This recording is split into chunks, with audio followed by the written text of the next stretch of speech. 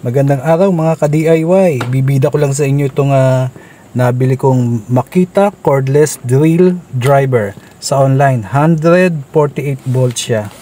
Ang nakalagay dun sa battery niya. Hindi ko sure kung totoo. Ayan. Functioning naman siya. May mga nagtatanong sa akin kung original daw ba. Malalaman natin. Ayan. Yan ang kasama niya. May casing na yan.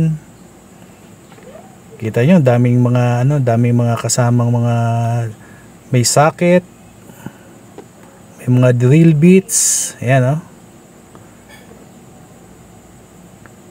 Tapos yung orange na yan ay extension pagka i-screw kayo sa mga alanganin.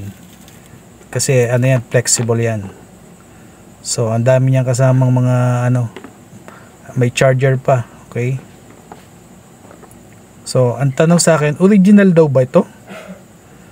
So, ito, naghanda ako ng pang-testing natin ng mga screw para malaman natin kung maganda yung kanyang performance.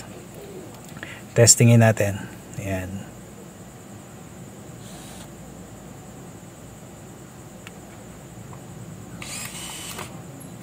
Uy, lakas ng motor niya.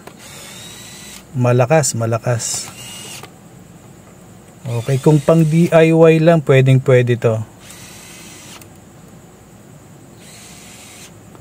Malakas, parang original nga. Okay, lakas Mararamdaman niya yung lakas ng motor niya.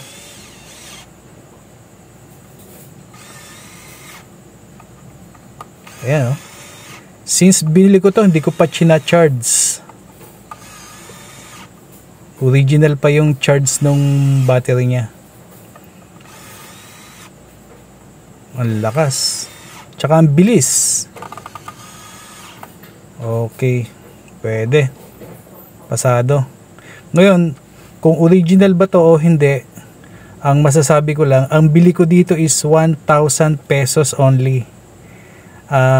Sa palagay ko, walang 1,000 pesos na mabibili na Makita na original. So, comment lang kayo guys kung anong masasabi nyo. Maraming salamat. Bye!